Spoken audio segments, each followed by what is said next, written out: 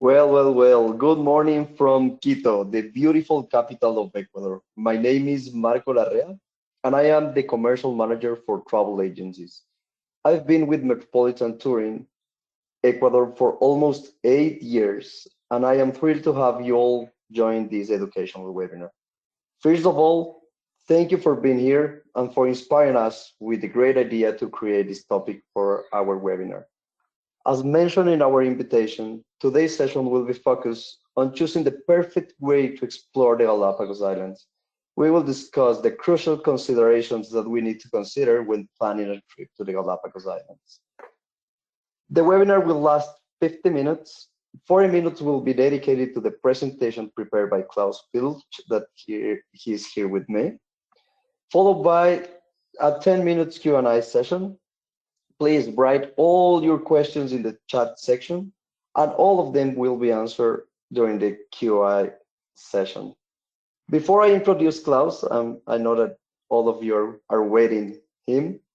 I have two important announcements. First, we will share both the presentation and the recording of the webinar with you afterward. And second, we have an exciting prize for those who stay until the end of the webinar. The prize will be one cruise for one person on one of the two expedition vessels that Metropolitan Touring owns. So now let me introduce you to Klaus Filch. He was the first expedition leader in the Galapagos Islands, and we are grateful to have him as our product manager. Please stay tuned until the end of the presentation. Thank you, Marco, and it's a great honor to be talking about one of my favorite spots on Earth. I was lucky to be there for 14 years as a guide and expedition leader, and I still get to go back very often. I just came back. We had the Charles Darwin Foundation meeting, so it's delightful to see that the things that we are doing in terms of tourism in Galapagos are also contributing for conservation. I'll talk about that briefly. As you mentioned, Marco, with the housekeeping, if anybody has a question, write them down in the chat, and there may be a lot of questions. So if we're running out of time, then we will also be able to answer those questions afterwards. So I'm going to shut down the camera, and I'll be starting with the presentation right away. So the very first thing is when we thought about the title, and it's Choose Wisely. This is I thought it would be very appropriate to talk a little bit about why we dare to make such a bold statement or such a bold label like Choose Wisely. And it has to do with the history of conservation in Galapagos and the history of tourism in Galapagos, which come together, and that is the history of Metropolitan Touring.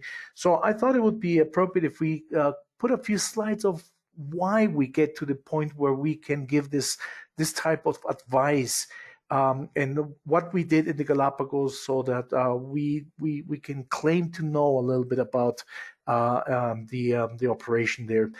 The national park is going to turn 65 next week on 4th of July of 1959. It was created. It was Ecuador's first national park, regionally the first national park too. And it was done so because there was an international concern that the Galapagos species could become extinct very quickly. Until that year, it was a penal colony. So that's not the ideal place for a site that has such a fragile environment. So the penal colony was abolished in 1959 and the national park was created. But the idea of how this would work came from the recently created UNESCO at that time, and it was that tourism could support conservation and investigation of this area. By 1965, there was a report published that basically said that tourism and conservation in Galapagos were compatible. This is the Snow-Grimwood report. And immediately afterwards, since tourism was compatible with the recently created national park, we started the first trips to the Galapagos Islands. And at first, there were no ships there, nothing. So what we did is we chartered planes in 1967 from Quito, flew to Galapagos. They went to the airports from the former military base. And a little fishing boat converted to tour boat, made a little tour around the islands. We visited a few places, came back to the airport and flew back to Quito. And that's how tourism began in Galapagos. And this was 1967. By 1969, we had already chartered a boat from Greece, Lina A, for 60 passengers. So we brought her across the Panama Canal to the Galapagos, and she was the first ship to operate there. There was another company, Lindblad Expeditions, that also started in 1969 with their expeditions in Galapagos. So these were the two founding companies in the Galapagos Islands with permanent trips on site. The Golden Cachalot was a small sailboat, even though she had 3 masts. She only took 10 passengers. So 10 on the Golden Cachalot and 60 on the Lina A. That's the beginning of Galapagos National Park. By 1972, the lease of the Lina was over, so we brought a ship from World War One that was converted for tourism. That was the Iguana. So the Iguana started operation 1972, and she stayed there for a period of time. Then we brought another small ship. I couldn't find a better picture. This was for a short period, and this was Isabella. This was our yacht, Isabella, 1977. On the 70s, we also replicated the very successful scenario of Galapagos, where we had small groups led by a naturalist guide, because there were no park wardens at that time, on the designated trails that were designed by the national park, by the guides that were all biologists, and by staff from the Department of Interior from the US that came here and was sponsored by us to help design the trails in the Galapagos Islands. The trails that were designed between 69 and 72 are the same trails that we use today, with a few improvements, but basically a very good job. That's why the trails are short. They're about 1 mile, an American mile, and they're very efficient, and they have proven to be successful over the years. So we replicated the same scenario in the Amazon. So we put a ship there on the higher Amazon. This was the first riverboat. In 1974 to 76, we started the operations. And here comes a time where Galapagos tourism becomes very popular. So a number of people who came to the Galapagos sailing across the world would stay there, and then a few of these boats remained there. So we started especially with small sailboats, Encantada, Sulide, Brunswick, and then we had some engine boats, and we had catamarans. We had all sorts of vessels during that time that we were operating in the Galapagos Islands. By 1980, we managed to build a ship in Spain, or we commissioned the construction of a ship in Spain, and this was Santa Cruz. This was the first ship ever built with the 10 years of experience we've had in the Galapagos, precisely for the Galapagos Islands. And this is a ship that operated until 2015. And this is the original vessel. Then by 1988, that's me, I came into the islands. I started my operation, and not that I'm relevant, but as Marco mentioned, I was the first expedition leader. And basically this changed the whole concept of what we were doing in Galapagos. Our operations shouldn't be oriented from the hotel point of view, that the ship is basically a floating hotel. People go to Galapagos because of the wildlife. And unless we put the wildlife on top, you're not coming to Galapagos because we make fantastic eggs Benedict. You go to Galapagos because of the wildlife. So the fact that early we highlighted the fact that people come to the Galapagos for the expeditions, for the wildlife, and that of course, with the captain being the top of the ship, as it should be, the Department of Expedition had the same rank as a cruise director, as the first mate, and so on. So the expedition, with an expedition leader who can make calls and adjust the itinerary and the program for the benefit of the experience of guests, starts at this point. Now, there's a very important thing that happens at the end of the 90s. Our currency goes down the drain. Galapagos is 1,000 kilometers away in the middle of the ocean, 600 nautical miles. It's a 2-hour flight. Most of the foods that is eaten in Galapagos by the locals or by visitors has to be flown in. And the ships and anybody who needs fuel, it has to be sailed in or shipped to Galapagos. It takes 2 days for a ship to leave Guayaquil. It has to be screened, disinfected, and all that, so it can really leave the harbor. And then it sails 2 days, and then it gets to the Galapagos Islands. And when it arrives in the Galapagos Islands, scuba divers have to check the hull to see that nothing has attached itself. So what I'm trying to say here is, because of the fragility, because of Galapagos being predominantly a national park, because of the distances, because of all the logistics, Galapagos has always been an expensive destination. But with the currency of Ecuador, the sucre depicted here, losing value over the years, in the 90s, it became reasonably cheap to go to Galapagos. And as a guide, I remember very often I had charters of 3 weeks. People would stay in Galapagos on a boat for 3 weeks on one itinerary, and they thought that Galapagos is good enough to stay that long.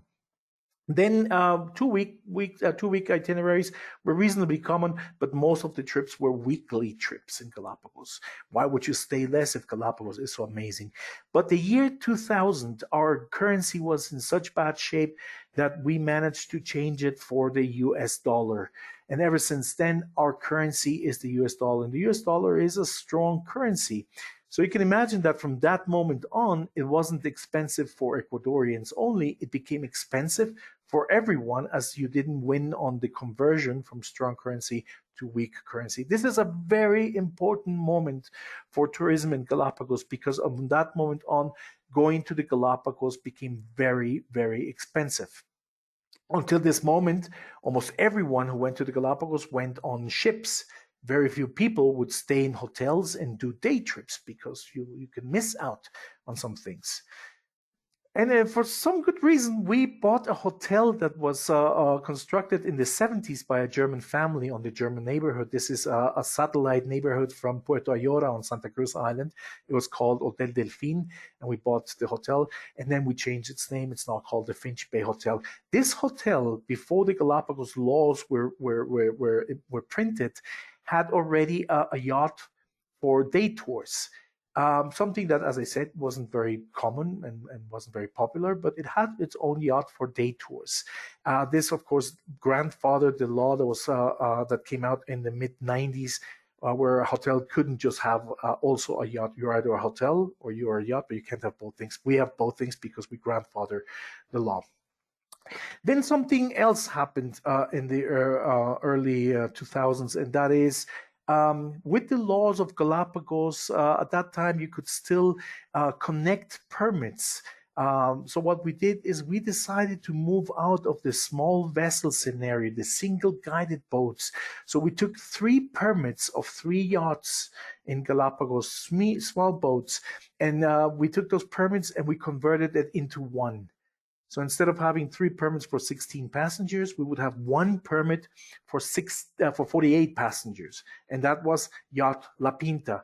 We bought La Pinta and we converted her as a dream boat for the Galapagos Islands. What is the captain's wish list of technical maritime items that they want to have?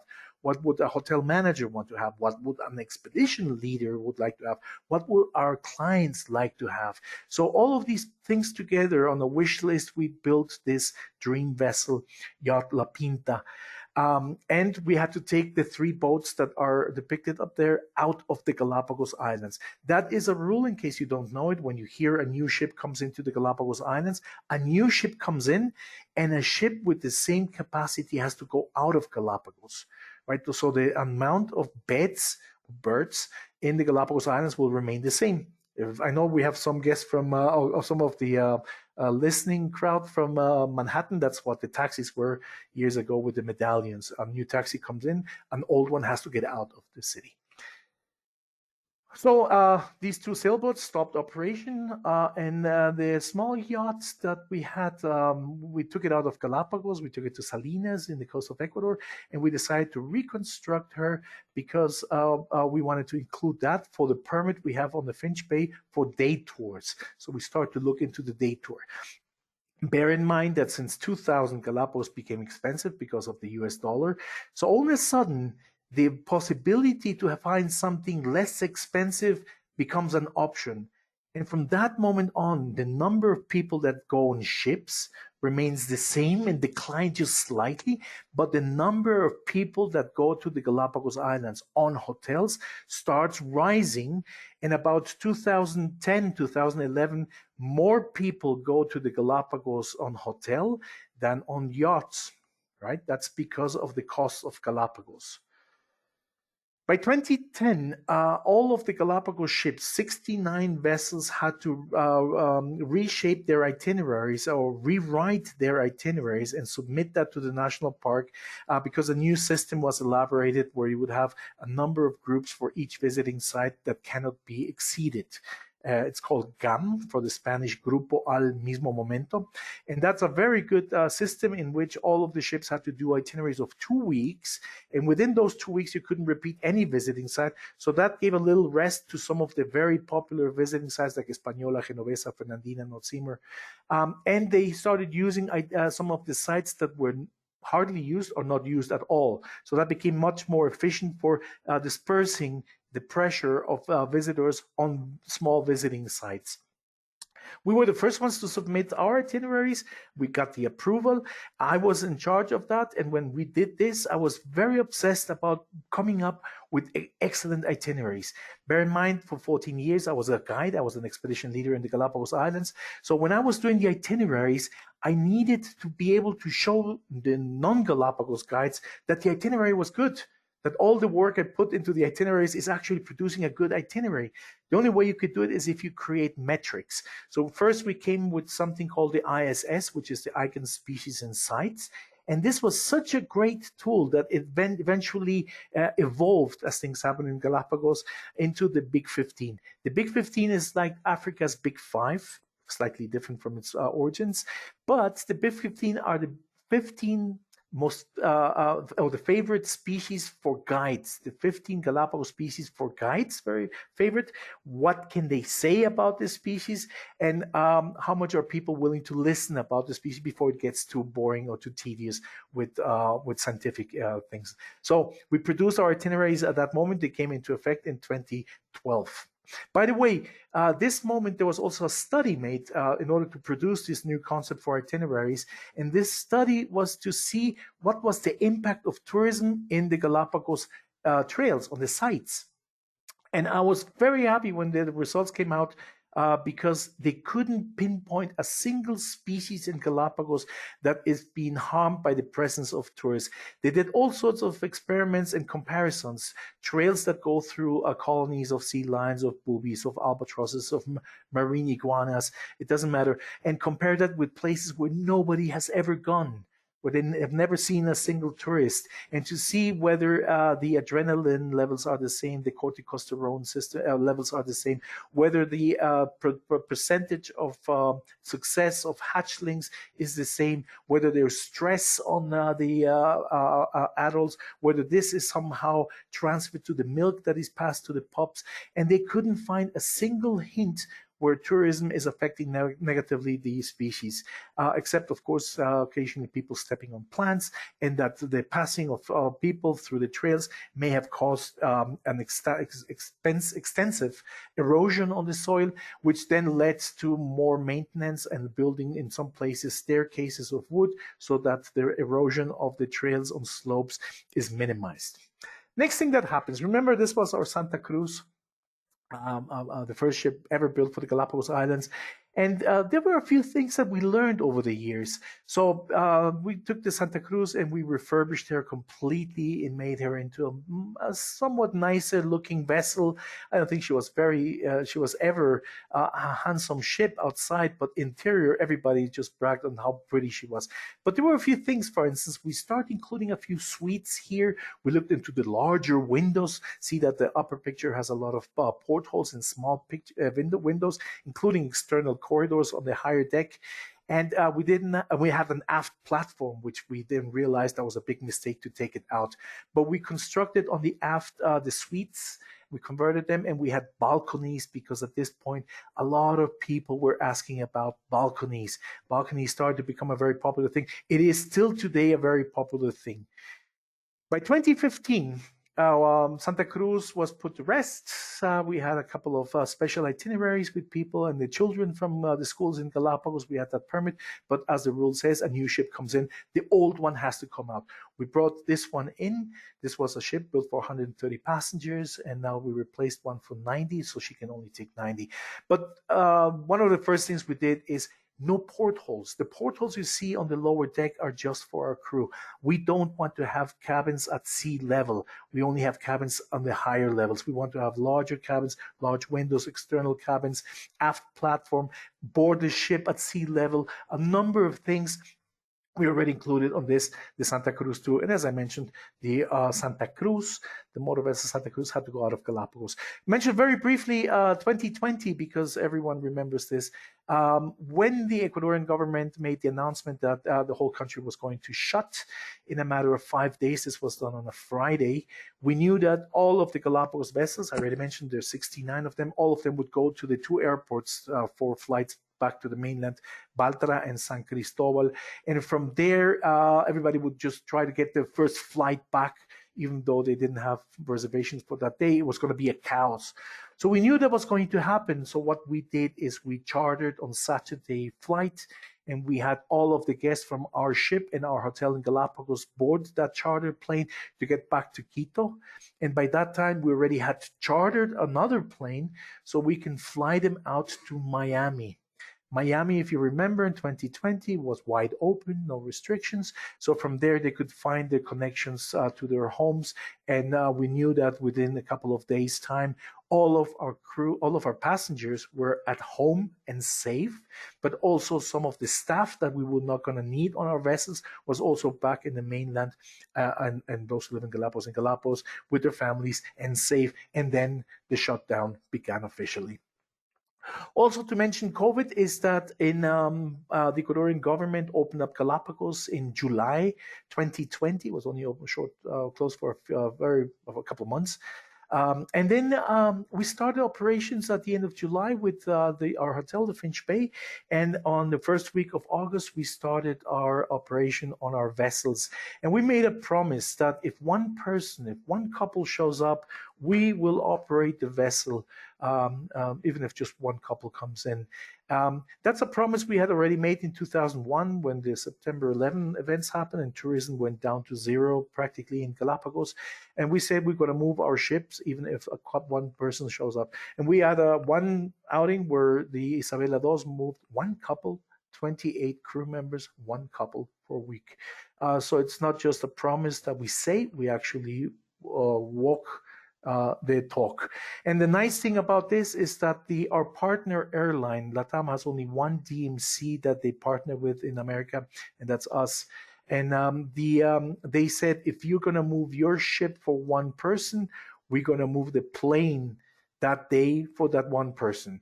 So you're going to lose money, we're going to lose money, but we know that that's the only way that tourism can get back on their feet, and that's what we did. So I just wanted to toss that in. The history of conservation in Galapagos, the National Park, the Charles Darwin Station, Charles Darwin Foundation, and the history of our company is basically one. So that's why I want to sort of explain why the title when we say choose wisely. We've done a number of things. We wouldn't want to say we're the best in Galapagos, but if what you're looking for is what we give, so you know that why we did certain changes, why we don't have certain type of vessels, why we don't do any some operations any longer. Now, Galapagos is without any doubt a bucket list destination, and this is worldwide. Everybody has heard about Galapagos Islands, and year after year, you see it's on the list of the best places to go for nature, for water activities, for scuba diving, for families, for all sorts of things. It's also the oldest UNESCO site for the natural UNESCO sites in the world. It's 1978, like Quito. Quito was the first city to be declared cultural heritage site. Galapagos was the first natural heritage site in the world. Now, Galapagos is right in front of Ecuador. It belongs to the country of Ecuador since 1832. And Ecuador, for a lot of people, and it's the only gateway to the Galapagos Islands. For a lot of people, Ecuador in South America, it seems it's in the southern hemisphere, North America, northern hemisphere, South America, southern hemisphere. And I want to just stress this, and a lot of people say, hey, I never thought about that, is that we're on the equator, hence the name, right? We're just right there. So it's not such a lengthy flight. I know we have some in the audience from Europe. It's not so far from Europe. I just got back this weekend from Spain. It's a short flight. We left at noon and I arrived at 4 in the afternoon. So I had breakfast. I could have had lunch in Madrid. And then I arrived in Quito and there was sufficient time for me and my son go out and buy the things we needed for the evening's barbecue. There's direct flights that reach to Quito. If you're in the U.S., there is on the East Coast a lot of cities that have direct flights to Quito. Has great connectivity regional, and this is the only gateway to go to the Galapagos Islands. Galapagos, as I said, is bucket list. I believe Charles Darwin. There's a number of things that makes it a special place. A lot of people confuse it with the Komodo Islands because of the dragons and the iguanas. We don't have anything that's dangerous here. This is the Garden of Eden on Earth. Nothing is poisonous. Nothing is dangerous. Nobody's going to hurt you. It's the Garden of Eden. And because you have to combine it with Ecuador, some of you have done this with us already. There's great things that you can do. Bear in mind that the flights to the Galapagos leave very early in the morning, and you don't want to come on the evening before and leave early in the morning in case your luggage doesn't get there. So have at least one buffer day, 2 nights. That's the minimum if you're going to Galapagos, 2 minimum nights in Ecuador. The best is Quito. There's a lot more things you can do that 1 full day.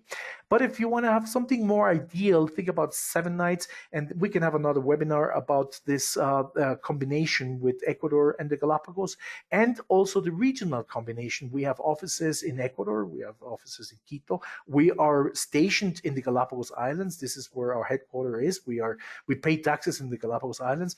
Our office is also here in Quito, and we have one in Guayaquil, and we have in Bogota, in Lima, in Cusco. So we are regional in these 3 countries, and this is also the same thing for a good combination with Peru or Colombia is 7 nights, and if you want to do the 2 of them, we talk about 14 nights. So we can work on all of these things. But let's go to the Galapagos Islands. There are some challenges in getting there because of the domestic flights. But even though it's a domestic flight, there is immigration. There are a number of other things because of the Galapagos special laws. And there's a lot of airports. There's 3 airports in mainland Ecuador, 3 airports in the Galapagos Islands. There's 19 islands. 3 of them have airports. There's several airlines that go there. There's several flights per day.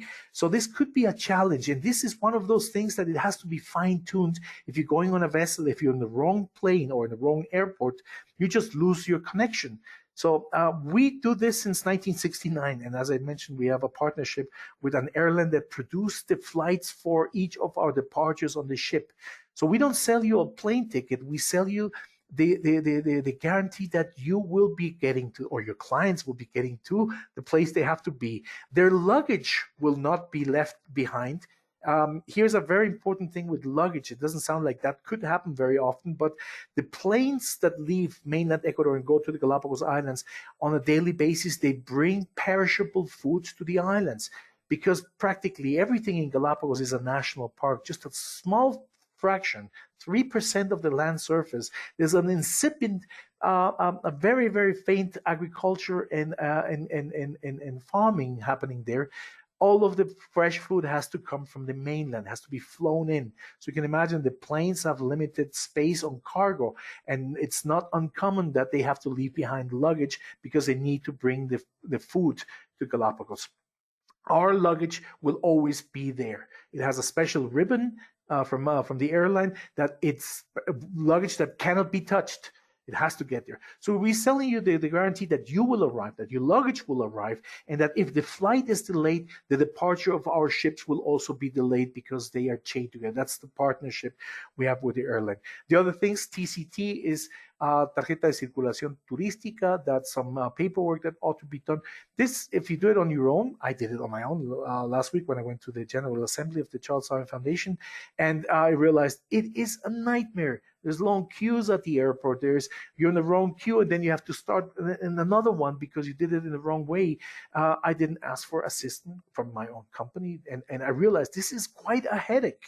The immigration cards, all the things that you need to do. And ABGs, Agencia de Biocontrol Galapagos, these are the guys that make sure that no foreign species, no exotic species, no aggressive species are taken into the Galapagos Islands. So they control everything that leaves mainland and everything that comes into the Galapagos Islands.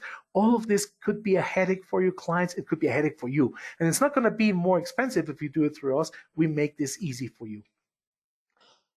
All right, so flights originate from Quito, stop briefly in Guayaquil, and from there they go to one of the 3 airports in the Galapagos. They mostly use San Cristobal and Baltra. Baltra is GPS and San Cristobal is SCY. Then when you get to the Galapagos Islands, here's the archipelago. As I mentioned, it's 19 islands, 13 large ones and 6 smaller ones, hundreds of islets and rocks. If you Google it, you might find similar figures. There's no official number, but this is what it is. But what is true is that 97% of the land surface is a national park. This is huge, 51,000 square miles. It's absolutely enormous. And we're talking about an enormous area, about the size of the state of Mississippi, that is protected, and it's about to get larger in the next couple of years. 3%, what you see in orange there is not national park. That's where the towns are.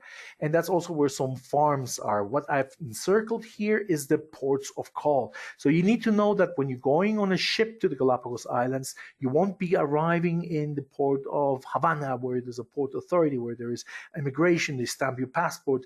There'll be buses, there'll be tour guides, there'll be souvenir shops.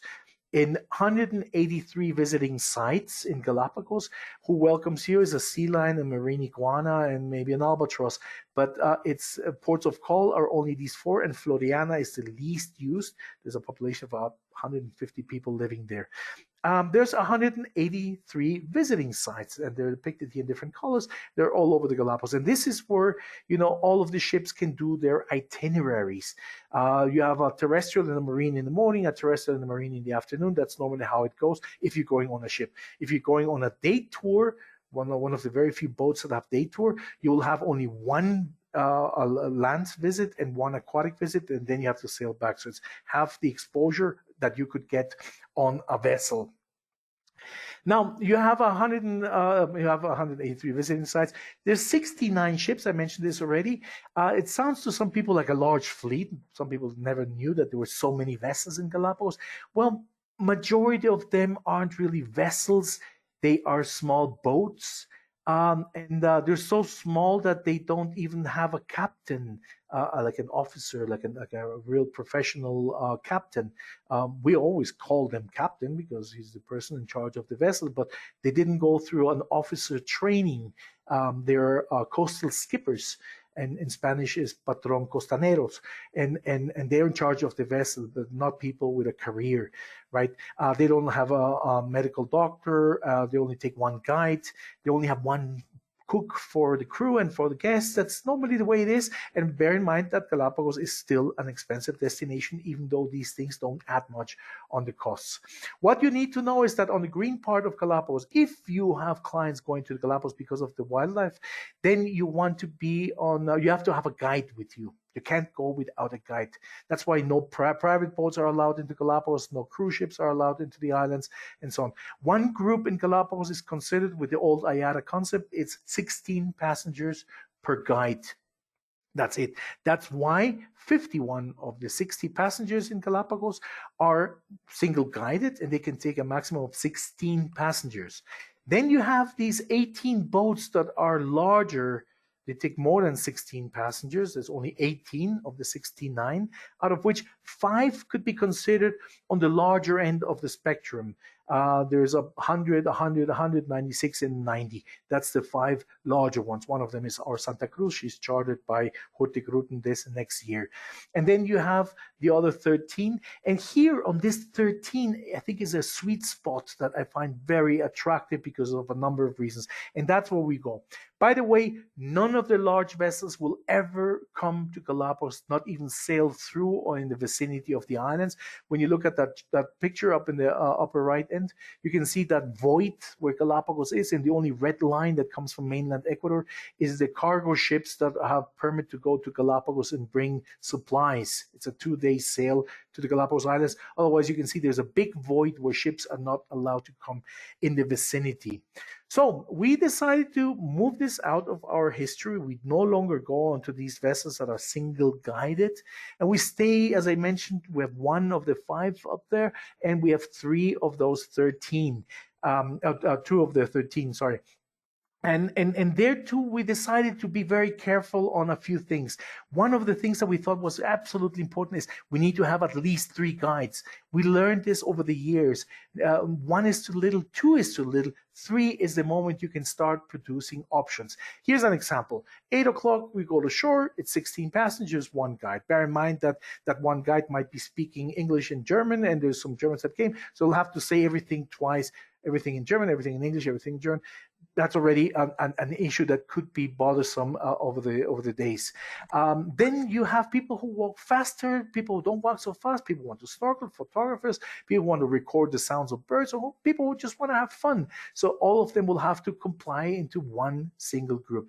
Interests, limitations, abilities, languages, they all come back into 1 group of 1 guide. You don't like a person, too bad, you have no other guide to go with, you have to go in the same group, learn how to like the people you don't like. Then you go, some of them don't even come back on board because of time. They just go out and snorkel out of the beach. Bear in mind that the trails in Galapagos don't have restrooms, so this is an issue we avoid altogether.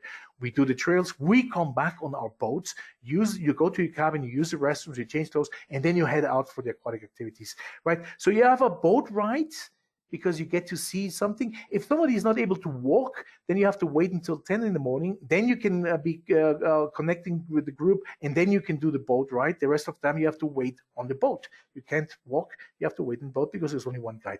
And then maybe after that, everybody will go out snorkeling. If you want to kayak on one of these boats, you will have to wait for the noon period or past noon, and then the sun comes down directly on you. Even the animals are not active. This is the worst time for it. But since you have to be with a guide, you can't do it earlier because, as you see, all the activities are taken.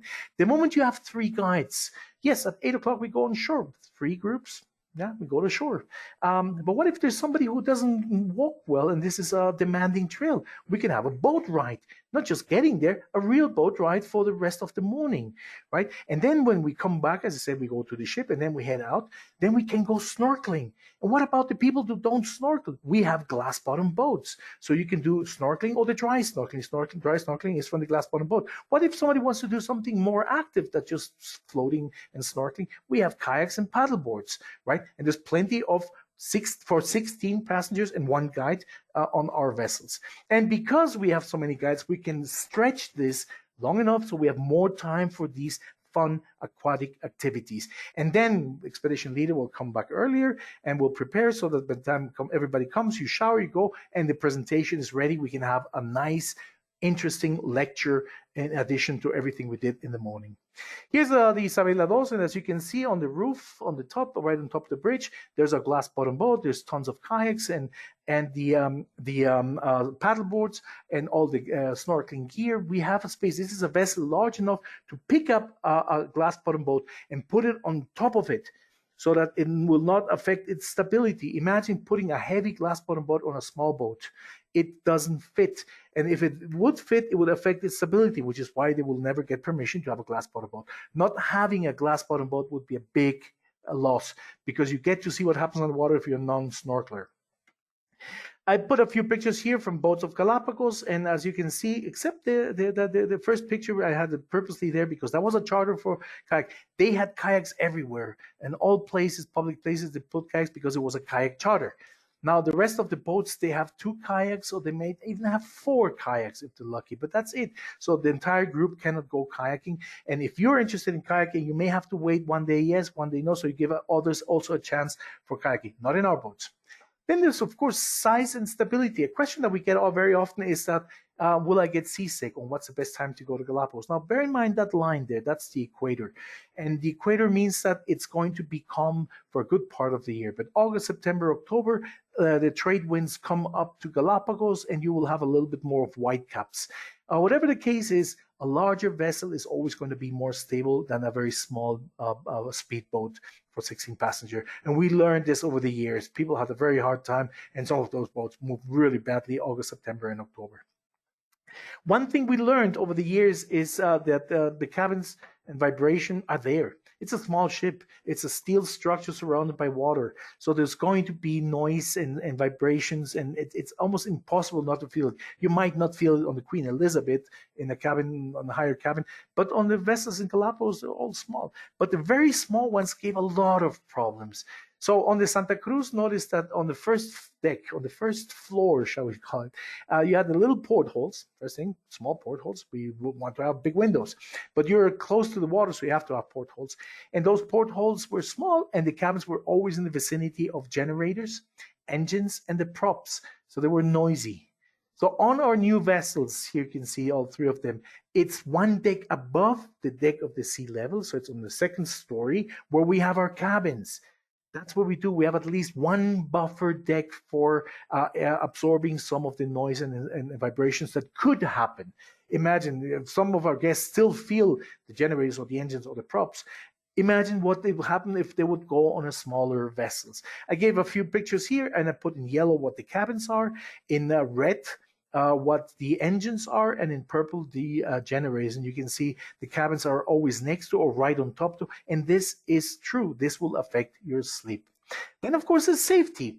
And the thing is, as I mentioned, none of the small boats can have a captain, because it's impossible to charge 16 guests a captain, a first mate, and a second mate. So there has to be at least 3 officers on duty, officers with stripes, like an airplane being flown by a pilot who's trained as a pilot, not just who has a license as a pilot.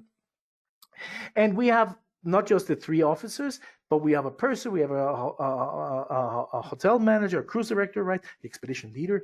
But we also have in the engines, the facilities, we have sufficient chefs, so we can cater to that service and safety that is needed.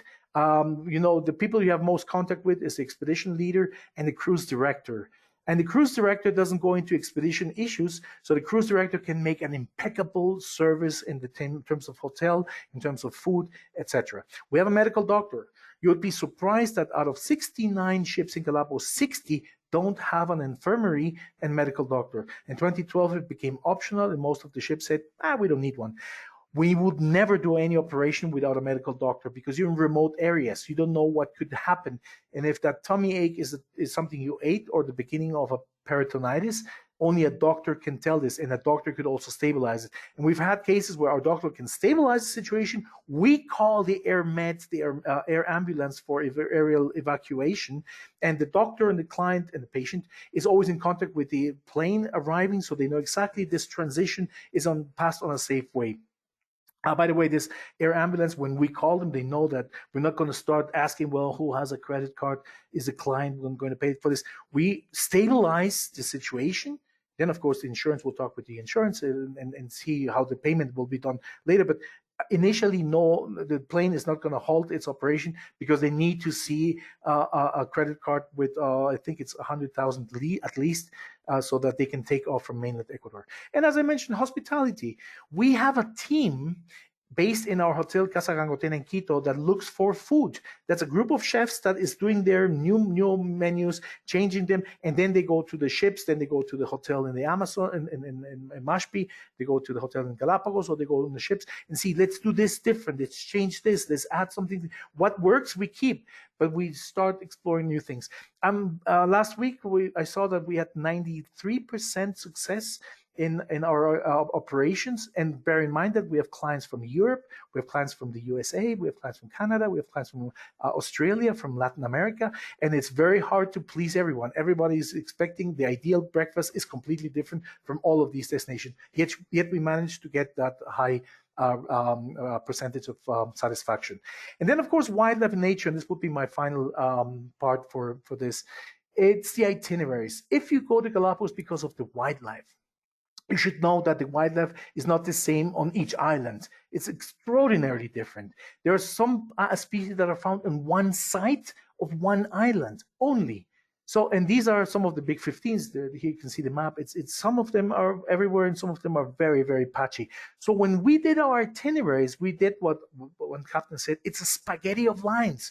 Why are we sailing so much? We do more mileage, yes, but we want to make sure that the itinerary that you will be on has sufficient of the iconic animals. And we go to 12 big 15s in a 4-night itinerary. That's 80% of the 15 hottest Galapagos species in less than a week. Right. So if you stay less than a week in with us, you get to see more. I can guarantee you this. Somebody in the US, a tour operator, said these are expressos as opposed to tall Americanos. Right. You have more concentration in less amount. So you can see the itineraries. We want to have a high exposure of this. This means we need to sail the red crosses with the green and the green with the blue and so on in all of our vessels. And that was an important thing. We made itineraries that are shorter than a week. We are aware that Galapagos is expensive. The average is about $1,000 per person per night. That doesn't include the flights. So why punish anyone with having to stay a whole week if it's not going to be that each day is productive in terms of the wildlife it produces? Not just that, but also the optional activities. Will I have good snorkeling? Will I have sufficient glass bottom boat rides? Will I have chance for kayaking? Will I have chance to see more Galapagos species? So we made itineraries of 4 nights and 6 nights. Always less than 1 week, but they're amazing, and they have a great place that we start. They have a highlight, and then there's a fantastic. We leave some of the best islands to the end. The last afternoon, you just go there and go, "Wow, that was amazing!"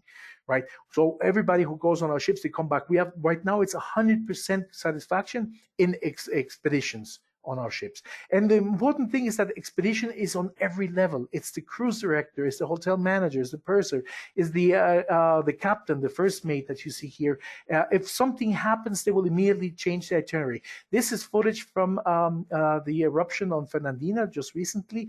And as soon as the volcano started erupting, I know that the captains, the first mate, expedition leader, and cruise director, they sit and look at the maps and say, hey, on each itinerary, how do we get to maybe change the itinerary slightly? So by 3 in the morning, we might be able to show it to our guests, whoever wants to sign up and wake up in that morning and see the lava flows running down the mountains. We'll include it. That means a longer sail. We're not going to charge more for that, but you go to Galapagos for these magical moments. Why would we not do that? Right? So here's our fleet. This is La Pinta, Isabela II, and the Finch Bay with its yacht, the Sea Lion. We don't sell balconies. We had the balconies on the Santa Cruz. We noticed that it's overrated, underused, and they add a lot of cost because you need to pump a lot of air so that when you open the balcony, the air goes out and not in. If a ship has balcony and it doesn't have this special feature, the air will come in, and that's when it starts smelling moldy because the moist air will condensate. So no balconies. These are very comfortable cabins, right, of our vessels and our hotel. They're very comfortable, but you're going to spend little time in your cabins. You're going to spend more time on shore, right? We are obsessed about families. We in all of our products, we have outings for families all year. If we have one family with children with the other family, if both of them agree, we make one group. So have families with children is better on a vessel like ours. And people who want to avoid children is a better on a vessel like ours because you know that you're not going to be on a group with children if they want to avoid that. If you're in a single guided boat, you will have to be and cope with the fact that there's children and children are children. Right? I mentioned already, it's the birthplace of sustainable travel. No mass tourism goes into the islands. The numbers you see on the left, that's the total visitors of people go to Galapagos. What you see on the right is how many of them go into the national park. Right now, there is the America Cup and the Euro Cup, and on those games. You probably have as many or more people in a stadium as you would have in a whole year in an area the size of the state of Mississippi. So Galapagos is not mass tourism. If Galapagos has 16 guests per guide, we go by 10 to 12 guests per guide, smaller groups. That's what we do. And I guess now I'm ending. We have our Zodiacs, by the way. These are Zodiacs built in Chile for 19 passengers. We only take 10 or 12. So there's plenty of space and sufficient Zodiacs for all of our guests. And here, like I said, if something unusual happens, like for instance, whales show up, then we'll immediately lower the Zodiacs, all of them manned with their guides and the crew, and then we go out and explore them. There's a protocol we need to follow. Everyone needs to follow, but that's an interesting thing. Galapagos is a whale sanctuary. There's 23 species. You can see here, people are about to take the glass bottom boat and about to go snorkeling, and then the whales showed up. So, hey, we adjust the itinerary because we know this is the reason you go there. This only happens on expedition vessels, and there aren't many expedition vessels in the Galapagos Islands. Snorkeling, we give a great attention. We have all of the gear. We take safety very, very importantly, and we encourage everyone to try this. But as you know, we have the glass bottom boat as an option if you don't want to snorkel.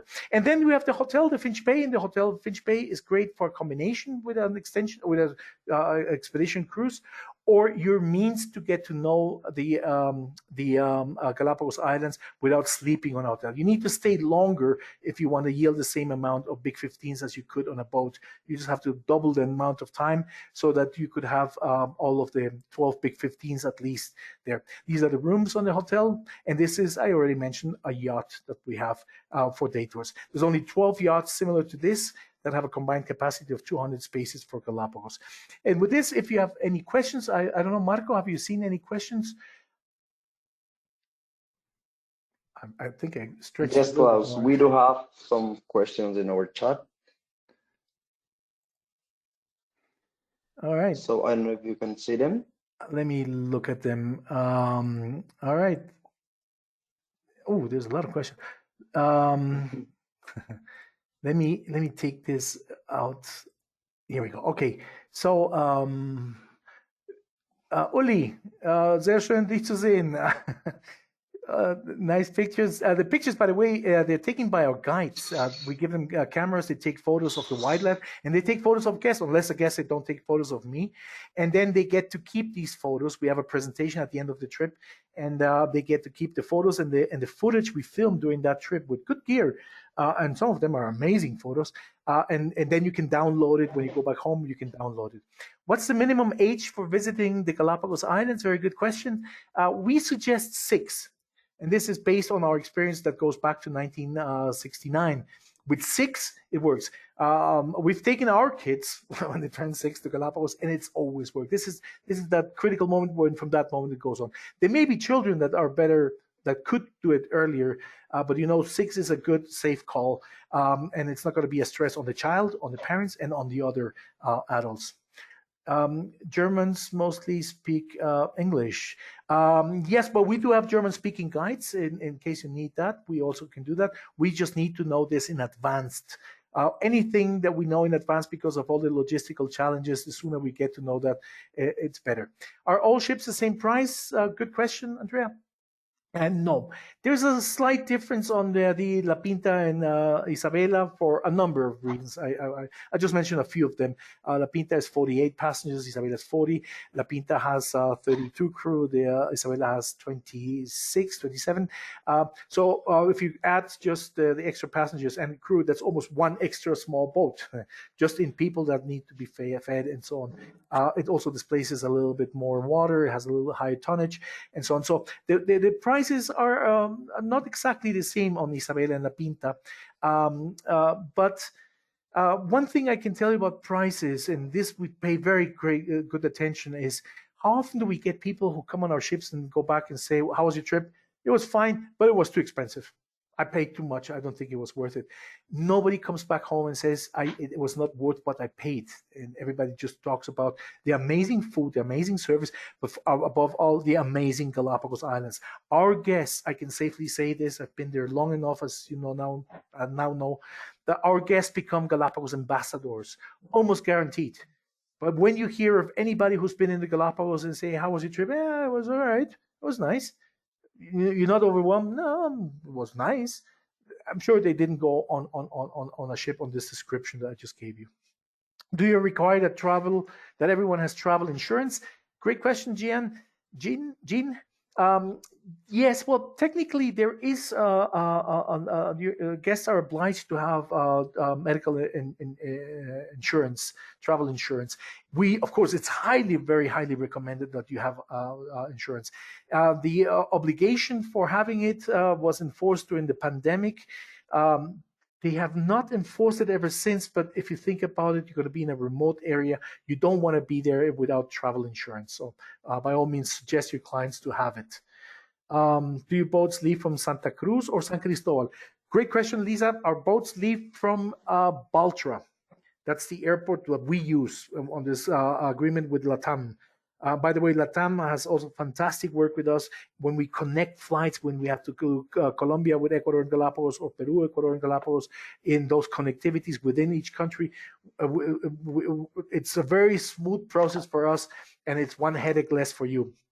So we get from Baltra and we end up in Baltra. So it's Baltra. San Cristobal, I mean, we go through it with our ships, but we don't use it as a beginning point. And although one of our itineraries starts in Santa Cruz on Puerto Ayora, there's still a visit there, and then officially we leave you in the airport of Baltra. I was on La Pinta in December, and it was absolutely wonderful experience. Is there a season that you think might be better than others? That's a lovely question. Thank you, Leica Weintraub. The best season to go to Galapagos is tomorrow. Look, I was there long enough to say this safely. The best time to go to Galapagos is when you have time to go. The shortest stay and the longest stay in Galapagos, there's a difference of 3 minutes. So you can imagine, for the wildlife, for the climate, there's never. It's very boring if you live there, because you can never see. Like, we just had the longest day for the northern hemisphere. In Galapagos, it's exactly the same. The sun rises and sets exactly at the same time. You don't know when a year ends and begins, unless you have something like Christmas or New Year's party or your birthday. You would never know the difference of time. There is a seasonality with climate. January, February, and March is a little bit warmer and a little bit more greener. And August, September, October is a little bit cooler and windier. But it's not a reason to avoid none of them. Not for wildlife, not for weather, not for anything. The only peak season we have is not because of the weather, because of the length of the day, or because of wildlife. It's because Christmas, New Year's, there's vacation in the Northern Hemisphere and the Southern Hemisphere, and instead of couples, there's families booking. That's worldwide, not just Galapagos, and that's why you have more demands during those weeks. All right, that's all the questions. And Vika, sorry, not like Vika. Hope you had a great time in La Pinta. I'm gonna be there next week, so I'm thrilled about it. Marco, you want to mention something about the? Thank you very much, Klaus. It's been a great information, and I'm pretty sure that everyone enjoyed this webinar. So just for the end of this webinar, I would like to mention some important things. First of all, after the pandemic, what we learned is that you, our travel agents, are the most important partners that we have. So we have worked very hard for create our own portal that it's going to be in the link of the presentation, and also we will share with you this presentation. So here you will find photos in high definition, you will find all the destinations that we operate, and you will have also destination experts there. So you will have Ecuadorian, Colombian, and Peruvian experts for answering all your questions. You can calendly a call with us. So we are there for you. We are very sure that you know very good your clients, and we know the destination very good. So thank you very much, and we will share this information with you and also our prize winners. So please expect this information by Friday. So thank you all, and have a great afternoon. Bye, Marco. Bye, everyone.